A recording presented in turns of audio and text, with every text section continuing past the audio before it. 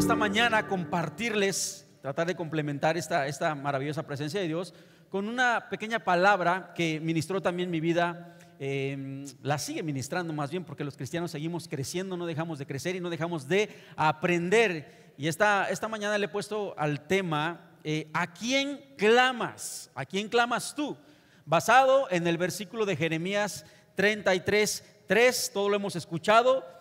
Clama a mí y yo te responderé, dice el Señor, y te enseñaré cosas grandes y ocultas que tú no conoces. A ver, repitan todos, cosas grandes. Muy bien, eso es lo que Dios nos quiere enseñar. Así nos dice la Biblia, cosas grandes. Jeremías, este profeta que fue conocido como el profeta llorón, el profeta de las lágrimas, así lo reconocían. Este hombre lloró mucho porque todas aquellas cosas o profecías que decía en aquel tiempo, van a creer ustedes que no se cumplían. No fue hasta que murió este profeta que cada una de las profecías que le había dado al pueblo de Dios empezaron a cumplirse. Y esto era un problema porque era una crisis que este hombre tenía en su ministerio. Hay gente de hecho que dice muchas veces, bueno, está mal lamentarse, pero no sé qué tan cierto sea. Tanto eran estas lamentaciones del profeta Jeremías, ¿sí?, que escribió todo un libro de lamentaciones en la palabra de Dios. Si hubiera estado mal, yo creo que no hubiera sacado tanta inspiración a través de esas lamentaciones. Lo que buscaba expresar el profeta Jeremías a través del libro de lamentaciones era la patética condición en la que se encontraba Judá después de la conquista babilónica de Jerusalén. Eso es lo que él manifestaba como resultado de los pecados del pueblo por no prestar atención, ¿sí?, a las advertencias que venían hacia el pueblo de Dios a través de las profecías. Era un pueblo necio y terminó pagando las consecuencias. Pero miren, a veces nos sucede en la vida así. Tenemos que aprender nosotros a accionar más y a reclamar menos. ¿Cuántos están de acuerdo? Somos regularmente demandantes, ¿verdad? Como hijos de Dios estamos siempre en oración pidiendo nada más, pero accionemos más. No solamente llevamos la fe al punto de la oración, sino al punto también de la acción. Accionemos. ¿Es bueno orar? Claro que es bueno orar. Una vez que tú ores, sale entonces y empieza a trabajar, empieza a accionar, y entonces vamos a ver cómo el Señor empieza a abrir las puertas que tenga que abrir Él. Hay un tiempo para clamar, amados, y hay un tiempo para que ese clamor también sea contestado. Todo es cíclico, lo hemos aprendido de alguna manera. Jeremías, cuando recibió esta palabra de parte de Dios, él no estaba caminando por la plaza cuando recibió la palabra de Dios. Él no estaba sentado frente al mar tomándose un buen coco con unos mariscos, no. Él no estaba en su casa, en el sofá, con las piernas cruzadas viendo Netflix, no. Él tampoco estaba ahí cuando recibió la palabra de Dios. Este hombre estaba en la cárcel, estaba en la prisión. De hecho, lo leemos en el en capítulo 33, versículo 1, dice: vino palabra de Jehová a Jeremías la segunda vez, estando él aún preso en el patio de la cárcel. Esa era su condición de él. Y entonces uno se pregunta, bueno, ¿de verdad uno en esa condición le puede hablar Dios? Claro que sí. Dios de hecho no sacó a Jeremías de la cárcel para hablar con él. No lo hizo eso Dios, aunque eso en nuestra manera de entenderlo hubiera sido la manera más ideal. Me saca el Señor, me resuelve el problema y me habla. No, Dios no lo sacó a Jeremías del problema para hablar con él, sino que en medio de la cárcel Dios le habló a Jeremías. Y esto quiere decir, iglesia, que hay momentos en que Dios no te va a sacar, ¿sí?, de tu problema para hablar contigo. Sea cual sea tu problema, Él no lo va a hacer. Dios te va a hablar en medio de tu problema. Hay momentos como hijos de Dios en que Dios nos saca del desierto para hacer milagros, pero también hay momentos en que Dios hace los milagros en medio del desierto. ¿Cuántos están de acuerdo? Tienes que vivir, ya sea el plan A o el plan B, la manera de manifestarse Dios, eso no importa, ¿sí? Si ya saliste del desierto o todavía aún estás en él, lo que debes entender es que tu clamor es lo que va a marcar la diferencia. Dice la palabra: clama a mí y yo te responderé. Clama a mí. He encontrado en la Biblia palabras diversas como ruego, súplicas, oración y clamor. Y entonces me puse a indagar un poquito. Evidentemente hay una gran diferencia. Y la gente por lo regular interpreta mal lo que es un clamor. De hecho, cuando van a orar o afuera de un hospital regularmente estamos pidiendo por algún hermano. En muchas ocasiones a veces los hermanos dicen: acérquense, hermanos, vamos a clamar a Dios por el hermano. Y empiezan: Padre, te pedimos y esto y el otro. No, eso no es un clamor. Y eso es lo que la gente de alguna manera ha malinterpretado. Clamar, en su definición, es gritar de dolor, ¿sí?, o quejarse de algo. Un ejemplo claro, a ver, no sé, cuando éramos más pequeños, regularmente estaba tu mamá ahí trapeando la casa, ¿sí? Ya había barrido la casa y empezaba a trapear la casa y le ponía el aromatizante y olía tan rico, y de repente entrabas tú con los tenis o los zapatos llenos de lodo. Imagínate, te ve tu mamá así cuando entres con los zapatos llenos de lodo. ¿Qué es la primera expresión que crees tú que salga de esa mujer? Chamaco, ¿no? Esa es la primera expresión. Y si va acompañado de una chancleta, pues bueno, ya se complementa, ¿no? Pero ese grito es un clamor.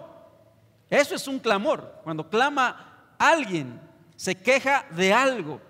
Y la realidad es que yo en lo particular no he visto clamar a alguien en un lugar confortable. Esa es una realidad, o en un lugar cómodo.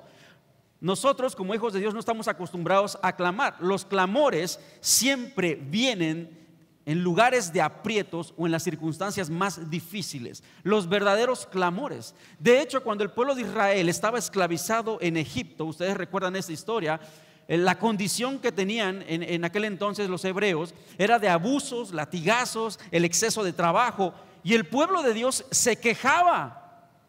Usted puede notar cuando Dios le dice a Moisés: yo he escuchado el clamor de mi pueblo y yo a ti te levanto para que vayas a rescatarlo. Eso es lo que Dios le dijo a Moisés. Pero hubo una acción previa, ¿sí? Hubo un clamor de un pueblo en una condición que no era nada confortable, ¿sí? El pueblo vivía esclavizado y sufría, pero Dios escuchó el clamor.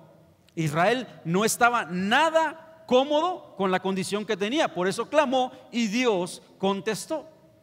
Hay cosas que Dios hasta el día de hoy no te ha solucionado todavía, amado, porque Él sabe que esas cosas te mantienen cerca de Él. Esa es la realidad. Uno se pregunta: ¿por qué, Señor? ¿Por qué todavía no puede cuajar esto? ¿Por qué todavía no me ha respondido esta oración? ¿Por qué lo he hecho y todavía? Porque esas cosas, iglesia, te mantienen cerca del altar de rodillas. Esas cosas son las que te mantienen cerca de la presencia de Dios. Esa es la respuesta muchas veces. La verdad es que nadie va a clamar estando bien. Cuando todo sale bien, nadie va a clamar, ¿sí?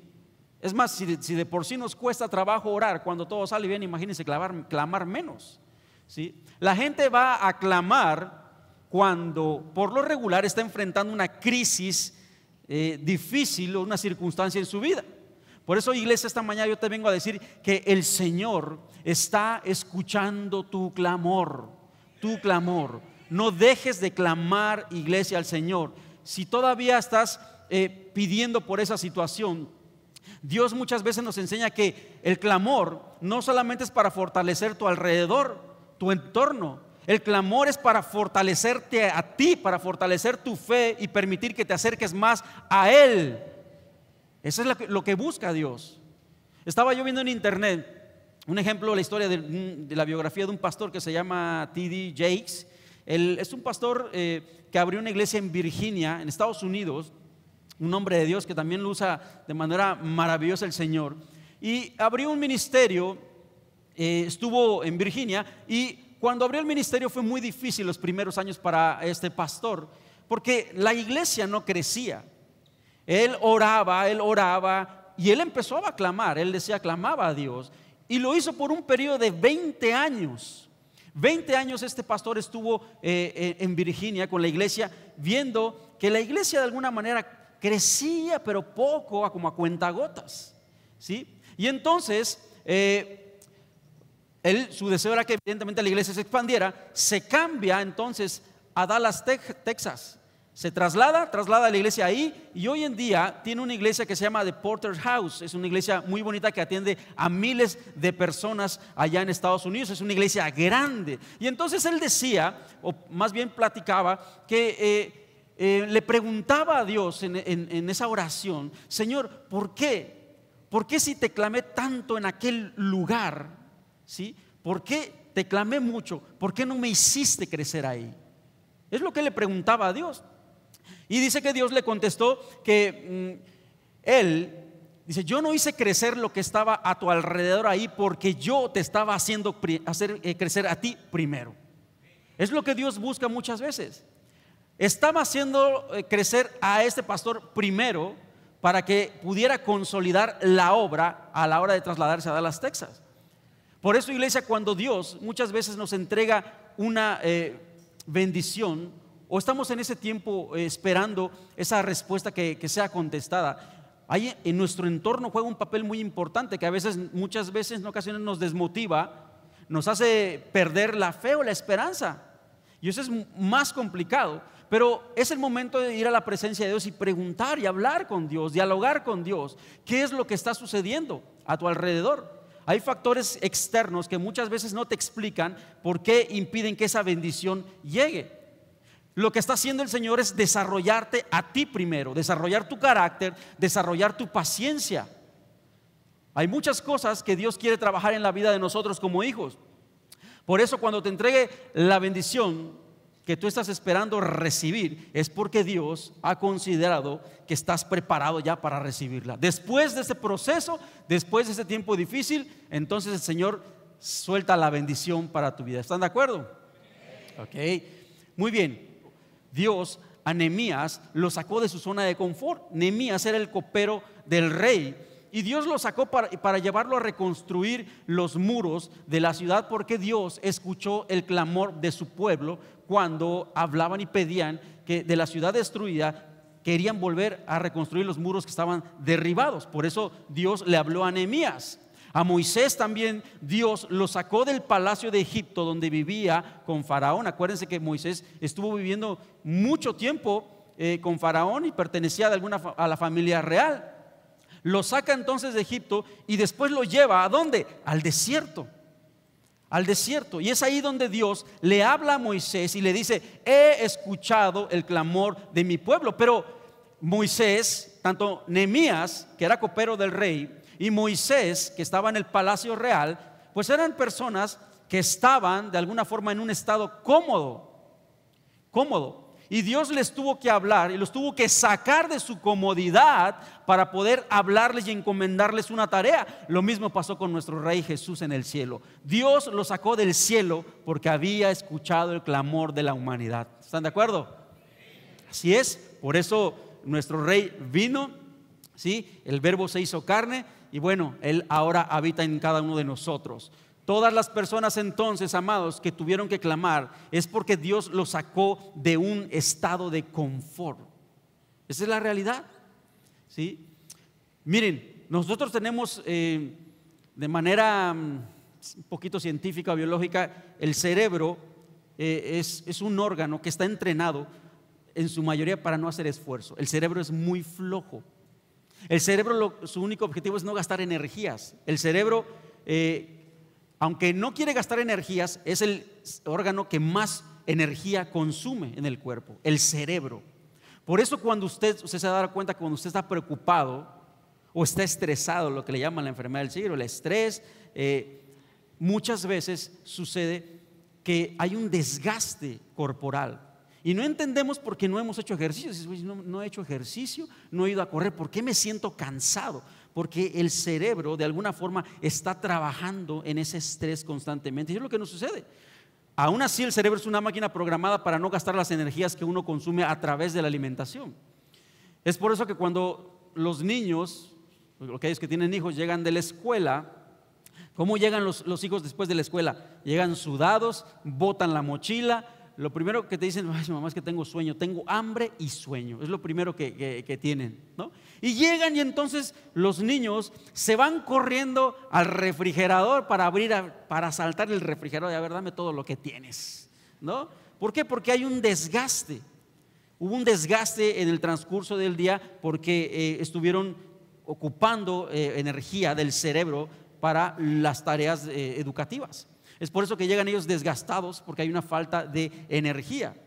Y eso también nos pasa no solamente a los niños, también nos pasa a los adultos. ¿Cuándo no les ha pasado a alguien, por ejemplo, que está sentado en el sofá con el control en la mano, viendo tu película, tu serie, lo que quieras, un reportaje, un documental, vamos a llamarlo así para que no se escuche tan feo?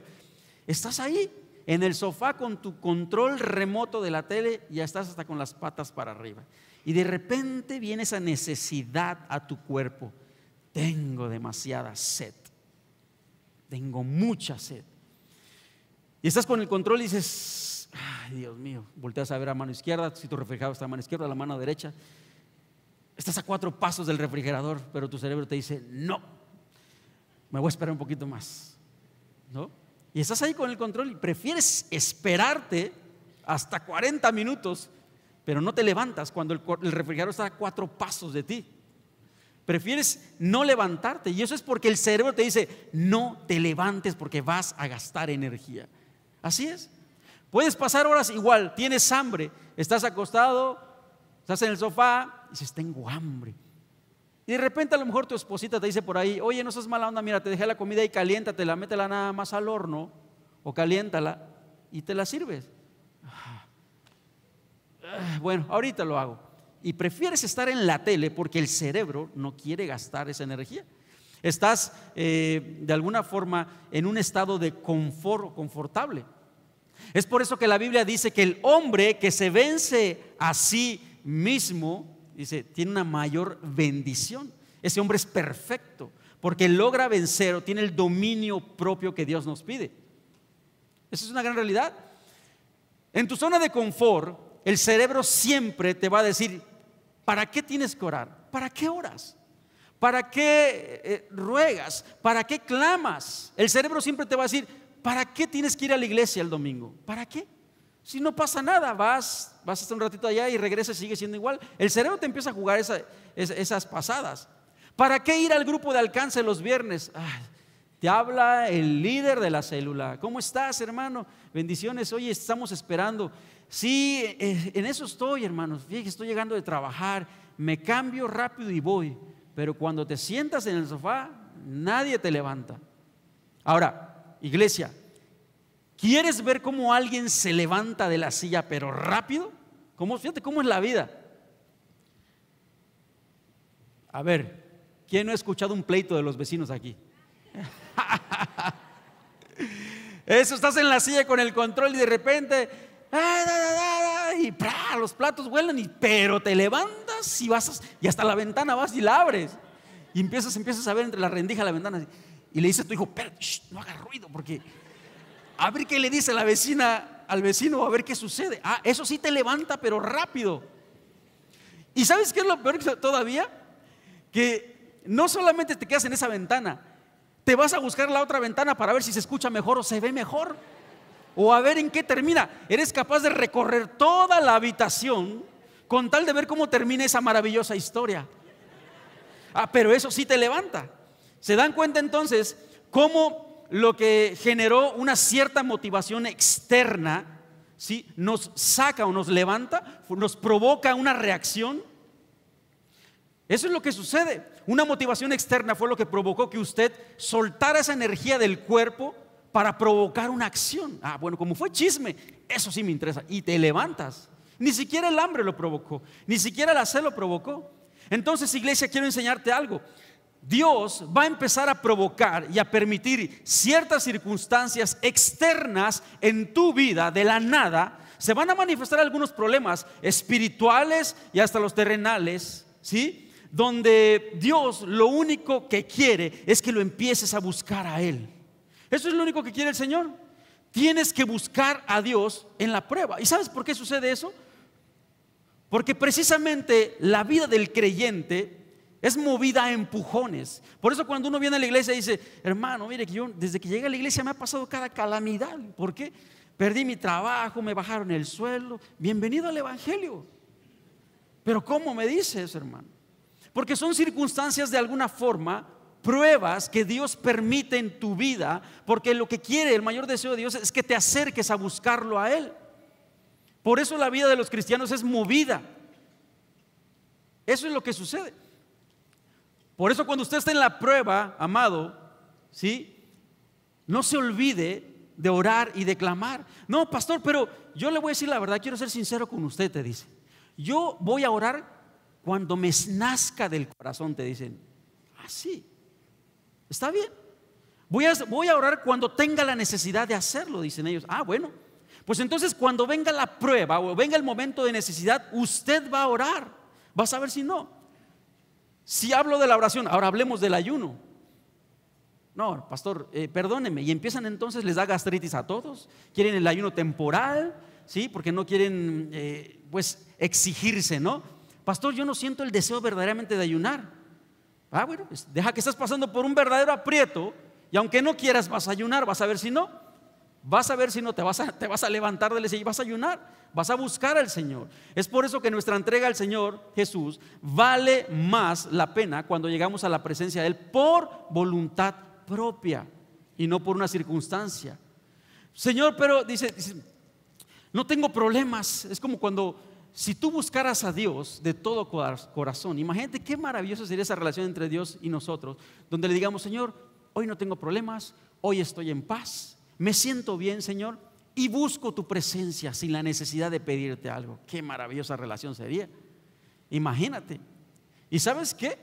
Dios a este tipo de personas ya no las prueba tanto, porque Él, que escudriña los corazones, sabe que las personas encuentran su deleite y su necesidad en la presencia de Él. Así es. Por eso ya no las prueba tanto. Y la dependencia de ellos es total hacia Él, más que cualquier otra cosa, porque Él ha visto el corazón de cada uno. Pero aquellos que nunca que oran, que les vale un cacahuate, entonces vienen las pruebas y se levantan entonces del sofá. Por eso hasta uno dice, como el apóstol Pablo, cuando leemos la palabra en momentos de necesidad: amados, yo aprendí a tener y a no tener, ¿sí? A estar en escasez y a tener también, estar en abundancia. Aprendí a estar en bendición y también estar en problemas. Al final aprendí que para mí el vivir es Cristo y morir es ganancia. ¿De acuerdo? Entonces, cuando tú entiendes esto, lo que el apóstol Pablo dice, lo externo, los factores o las circunstancias, de alguna manera no te mueven a buscar a Dios. Ya no es la circunstancia, porque sabes que tu relación con Él no depende de eso, de las circunstancias, sino depende de tu corazón. Y la Biblia dice que donde está tu corazón, ahí está tu tesoro. Ahí está, ahí debe estar tu tesoro, en Dios. Lo que quiero transmitirte, iglesia, al final es que si lo externo te está haciendo clamar el día de hoy por alguna situación, es una buena señal. Eso es una buena señal. Si lo externo te hace levantarte de la silla y clamar, bendito Dios. ¿Sabes por qué? Porque Dios te está diciendo: a este o a esta la quiero o lo quiero escuchar. A este o a esta le quiero contestar. Pero no se levanta de la silla. Eso es lo que Dios... A veces no saben cuántas veces Dios nos busca en el día, de alguna manera, para acercarnos, para un pensamiento, para estar con Él, y no lo hacemos. Entonces Dios lo que quiere es escucharnos. Entonces Dios dice: bueno, entonces como este hombre no se levanta de la silla y está en un estado de confort, voy a provocar un desorden o voy a permitir ciertas circunstancias, esto o aquello, ¿verdad? Qué sé yo, para que se levante a clamar. Y es ahí donde yo le voy a contestar, porque quiero acercarme a Él. Es ahí, en ese momento. Entonces dice: ¿qué le voy a contestar? Cosas grandes y ocultas que no conoce. Cosas grandes. ¿Qué significan las cosas grandes? Las cosas grandes son aquellas que están dentro de ti y que todavía no conoces. Pero lo externo va a provocar que eso crezca en ti, iglesia. Hay un gran quizás cocinero, un ingeniero, hay algo, un carpintero, algo ahí dentro de ti, pero todavía tú no lo conoces.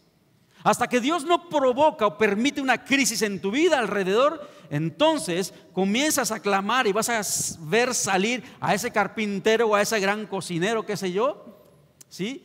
Y esas cosas grandes que tú llevas en tu interior que no conoces son las que Dios te quiere mostrar. Hay un cantor, hay un salmista dentro de ti, pero ¿cómo lo sé, Señor?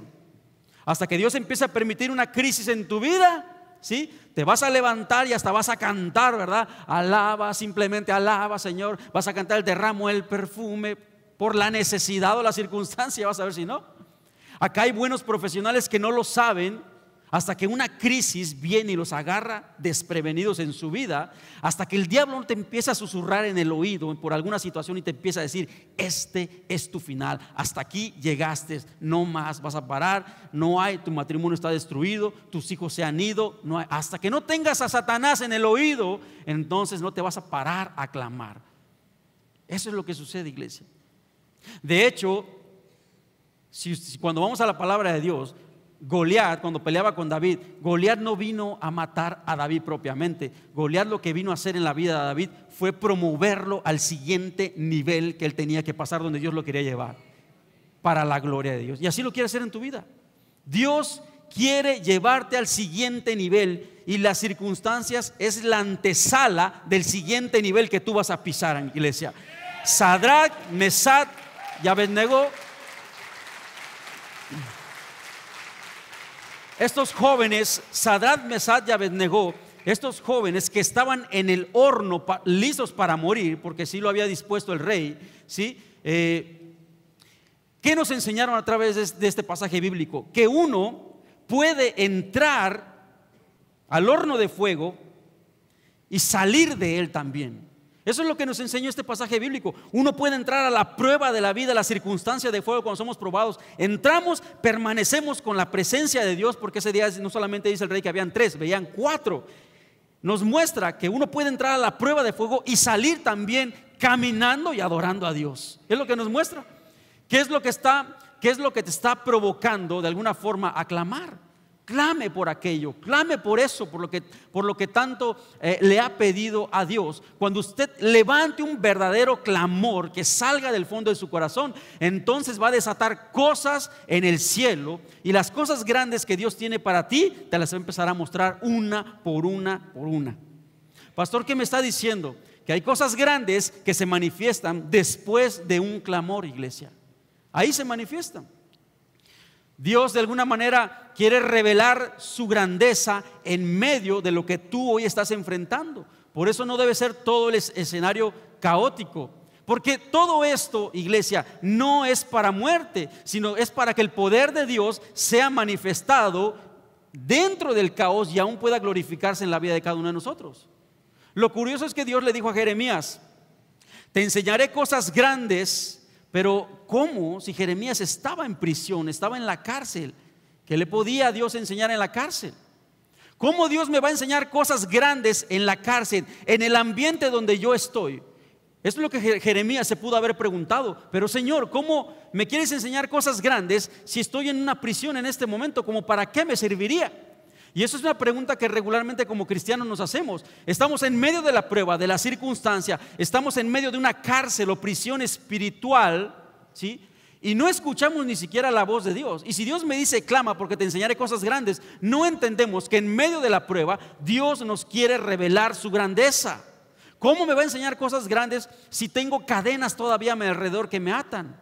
Y Dios nos dice: yo no necesito sacarte de la cárcel para mostrarte las cosas grandes en tu vida. No lo necesito. No necesito moverte de tu desierto para enseñarte cosas grandes. Yo puedo aprender cosas grandes, iglesia. Yo eso lo aprendí en la prueba precisamente. Puedo aprender cosas grandes dentro, ¿sí? En la circunstancia, en la prueba de fuego, en la cárcel, ¿sí? Y vivirlas afuera. Es decir, Dios dice, te enseño aquí para que cuando tú salgas puedas vivir las cosas grandes que yo te enseñé. Va a venir un tiempo, ¿sí?, donde se va a acabar el tiempo de prueba, de entrenamiento. Va a pasar, toda la prueba es cíclica. Toda la prueba tiene un tiempo de caducidad. Toda circunstancia en tu vida tiene un tiempo marcado, un inicio y un final. Pasará el tiempo de prueba, de entrenamiento, que es el tiempo de preparación, pero cuando Dios te abra la puerta, iglesia, ya no será tiempo de preparación, sino será un tiempo de vivir las cosas grandes que Dios te enseñó en la prueba.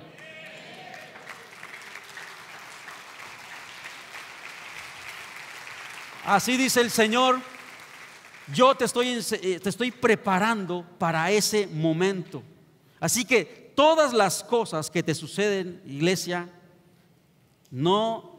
nada se pierde, nada es en vano. Hay gente aquí que considera que el tiempo, ¿sí?, que tiene tanto tiempo de estudiar y siente que no avanza. Nada se pierde. Estudié una carrera, no sé para qué. Nada se pierde en tu vida.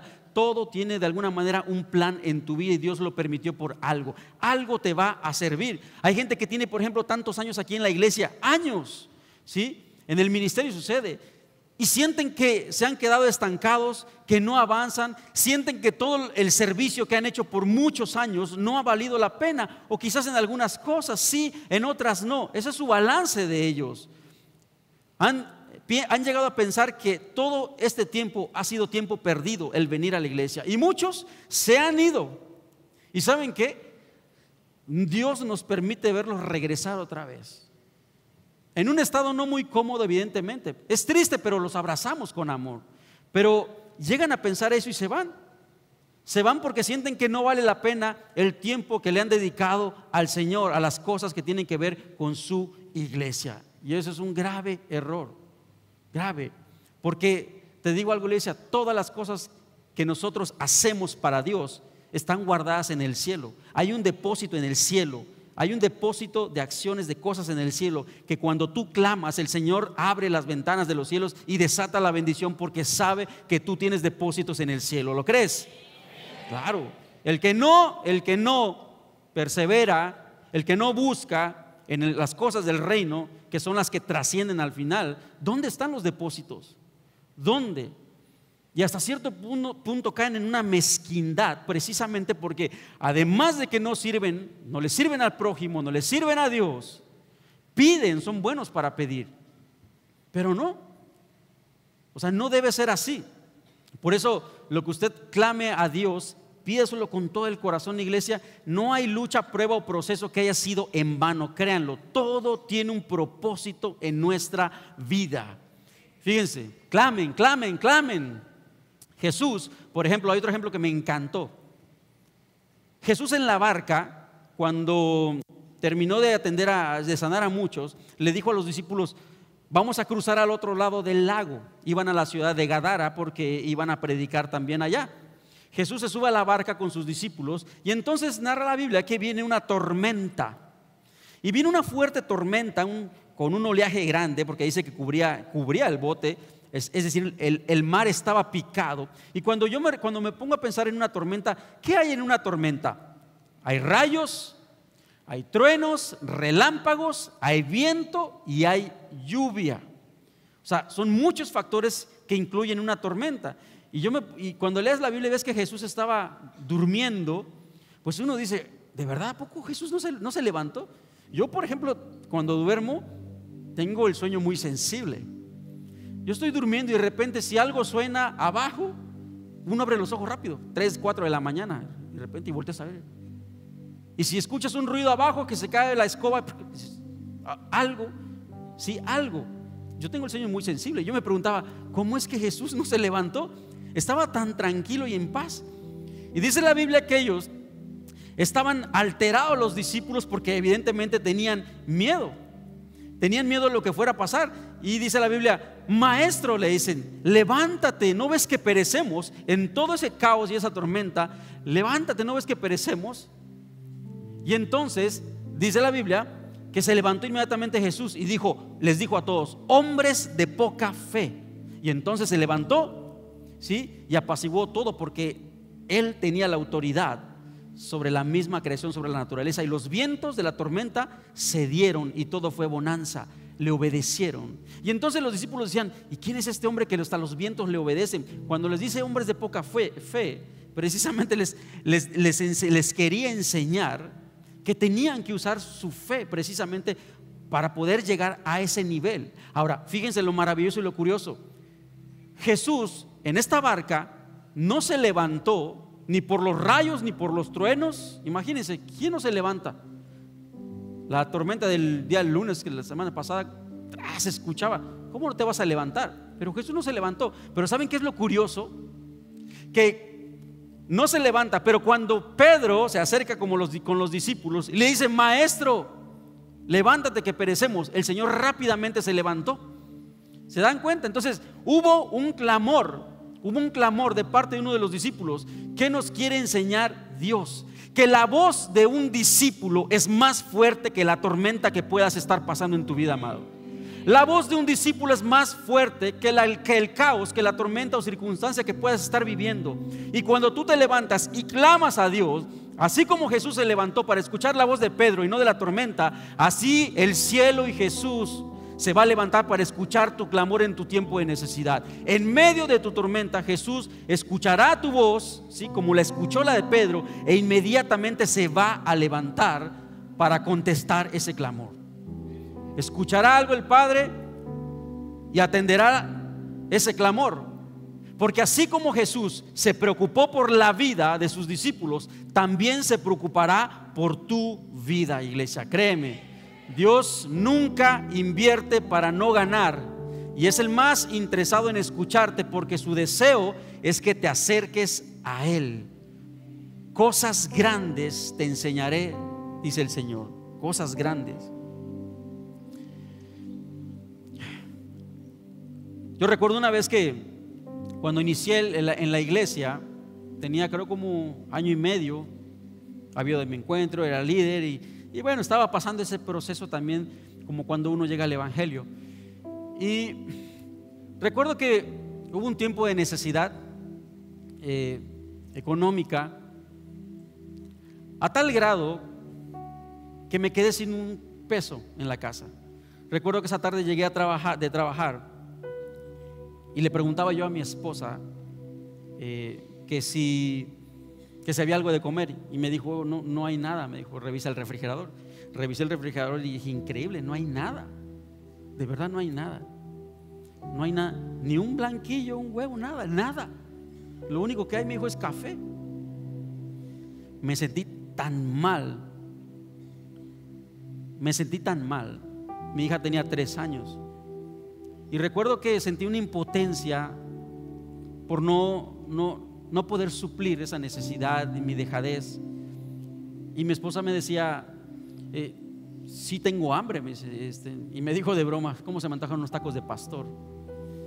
Yo le dije: no, espérame, le digo, no tenemos ni para un blanquillo, un huevo, y me pides unos tacos de pastor. Le dije: no. Le digo: ¿de verdad no hay nada? ¿No? ¿Ya buscaste si siquiera un pan Bimbo o algo así? No hay nada, está la alacena vacía. Y recuerdo que me dijo mi esposa: mira, me voy a acostar. Dice: la niña ya se durmió, me dijo. Madre, tenía 3 años. Ya se durmió, me voy a acostar para que se me pase un poco el hambre. Y sentí tan feo y sentí un nudo en la garganta que cuando cerré la recámara, bajando las escaleras, me quedé a medias escaleras y me senté y empecé a platicar con Dios. Y yo le decía a Él, le reclamaba algo tonto, ¿no? Porque estaba aprendiendo, ya es la manera en que Dios nos enseña. Le decía: ¿por qué? ¿Para esto me llamaste? ¿Verdaderamente para esto me llamaste, para padecer? Cuando yo no tenía ese tipo de problemas antes. ¿Por qué estoy padeciendo esto? ¿Qué necesidad tengo? Yo te sirvo. Y no es nada agradable estar en una condición como esta, le decía yo a Dios. Tú dijiste que nunca me ibas a abandonar y que nunca iba a mendigar el pan. Y me puse a llorar. Es difícil ver llorar a un hombre por una necesidad. Y me acuerdo que le dije: ¿qué es lo que quieres que haga? Dime.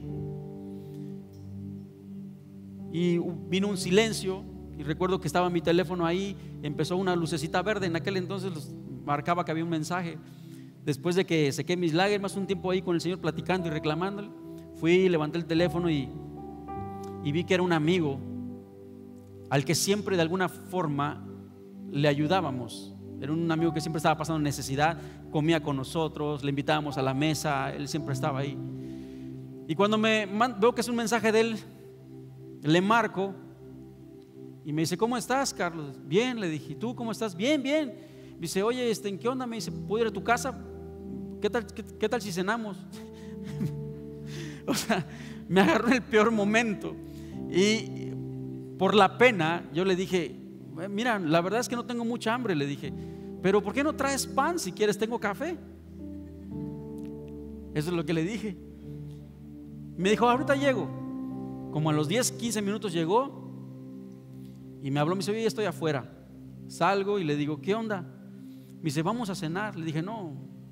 ¿Trajiste el pan? No, ¿cómo? Hoy no traje pan. Me dice: vamos, acompáñame. Híjole, bueno, ahí me voy, me subo al carro, ahí voy con él. Y en el carro iba yo. Me dice: ¿qué onda? ¿Qué tienes? Nada, tranquilo. Le digo: tranquilo, yo en mi necesidad. Y me dice él: ¿en qué quieres cenar? Le dije: no, pues no sé, le dije. Yo con pan soy feliz, le dije, ¿no? Y vamos a la casa y lo comemos. Me dijo: no, es que te cuento, ¿qué crees? Me cayó un negocio maravilloso. Dice: vamos, te voy a invitar a cenar. Me dice, y fuimos, y entonces llegamos a una taquería. Y me dice, nos sentamos y pide. Estaban hasta el 2 por 1. Y me dice, ¿cuántos quieres? Le dije: no, yo pensé en mi esposa. Dije: pues le voy a llevar a mi esposa, ¿no? Yo nada más 3 para que sean 6. No, me dice: ¿cómo crees? Yo te conozco. No me salgas con eso, Carlos.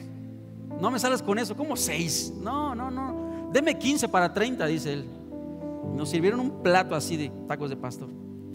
Y ya íbamos, pasamos a la tienda, compramos. Y cuando llegué a la casa, recuerdo que cuando asenté el plato en la mesa y la abrí, el Espíritu Santo me dijo: te dije que nunca te abandonaría. Fue tanto en mi corazón y tanto en mi mente que la voz la podía escuchar en mi corazón. Te dije que nunca te abandonaría. Y me acordé y le dije a mi esposa: oye, ¿qué crees? Hay tacos de pastor. ¿De dónde? No sé, tú baja, le dije. Y comimos. Pero ¿sabes qué? ¿Cuáles son las cosas grandes que me enseñó Dios a través de eso? Que Él es mi proveedor. Él es mi proveedor, nuestro proveedor. Hay momentos difíciles en la vida. Yo recuerdo que hace no mucho tiempo pasaba por Puerto Cancún y estaban construyendo una torre grande. Y estaba en un momento difícil y me puse a analizar esa torre y veía cómo cavaban abajo. Y le decía: Señor, ¿por qué permites tanto esta situación? Y me decía a mi corazón: ¿ves la torre que está ahí? Dice. Y veía lo que estaban haciendo para levantar una torre alta como la que ellos pretenden levantar. Dice: necesito cavar hasta el fondo. Estoy cavando hasta el fondo, hasta el fondo. ¿Y sabes por qué? Porque entre más profundo sea, mejor. Y cuando llegue al punto del fondo, ahí voy a poner los cimientos que van a sostener, las columnas que van a sostener ese gran edificio. Y así es lo que yo quiero hacer en tu vida, me dijo el Señor. Hay cosas que puedo permitir en tu vida, las voy a permitir. Y aunque tú sientas que tocas fondo, no te preocupes. Hay un tiempo, hay un límite donde cuando toques el fondo, a partir de ahí voy a empezar a construir. Las cosas grandes que tú no conoces, las vas a aprender ahí.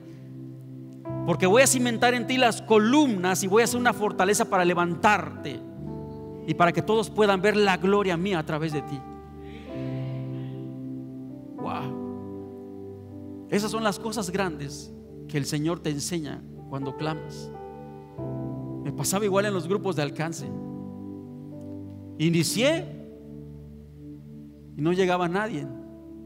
2 personas. Unas señoras ya grandes de edad, no, espero que no estén por aquí, pero las he visto. Primer día de grupo de alcance, contento, sirviéndole a Dios. Y solamente habían 2 personas. Y no eran que las ganamos nosotros, eran personas que eran de otras personas de hace tiempo.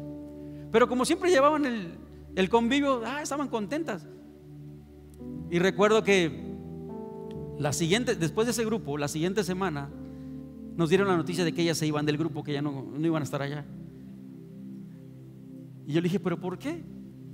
Quizás nos vieron tan pequeños. Y bueno, empezamos de cero, amados. ¿Y saben qué es lo maravilloso de Dios? Que cuando uno empieza a buscar la presencia de Dios, empieza a ayunar y empieza a pedir por la gente, Dios empieza a mover a la gente y empieza a llevarla a tu grupo. Y el grupo se empezó a llenar, a llenar, a llenar. Y empezamos a hacer la obra, empezamos a trabajar. Por eso, iglesia, todo está en manos de Dios, todo. ¿Usted cree que hoy en día me preocupa si mi grupo no se llena o no? No, y no es que no me interese, no me preocupa, porque sé que todo está en las manos de Dios. Él es fiel en su obra. Yo hago mi trabajo, hago lo que me corresponde. Cuando doblo rodillas y le clamo a Él, es porque quiero ver el poder de Dios manifestado, no solamente en mi vida, sino en la vida de la gente. Y el grupo se llena. Me preparaba para dar los temas hasta el día de hoy. Desde el primer día, en mis nervios y todo. Es más, yo era tartamudo. Se burlaban porque era tartamudo. Tenía un pánico escénico. Yo difícilmente me paraba a hablar. Y de liderazgo ni siquiera hablamos. Cuando llegaban las dos personas, las dos viejitas, no sabía expresarme mucho. Pero ¿saben qué sí tenía? Tenían dentro de mi corazón el deseo ardiente por compartir de lo que Jesús hizo en mi vida, del evangelio. Eso sí. Y preparaba la mejor enseñanza o prédica de ese día para 2 personas. Y si la otra semana llegaban 5, pues me preparaba con lo mejor que tenía para predicarles o darles la mejor prédica de parte de Dios a esas 5 personas. Pero fue ahí, en ese lugar, ¿sí?, donde Dios me preparó para este momento en el que estoy frente a ustedes. Fue ahí donde me dijo: aquí es donde yo te estoy preparando, aquí te voy a mostrar las cosas grandes y ocultas que tú no has visto. Y hoy lo puedo ver, y todavía las que me faltan, y lo seguirá haciendo un día. ¿Por qué? Porque un día vamos a predicarle a miles como Él nos prometió, y tú eres parte de ese movimiento Éxito Familiar. La gloria al Señor. La gloria al Señor. Cosas grandes y ocultas que tú no conoces. Clama a mí, dice el Señor. Clama, clama.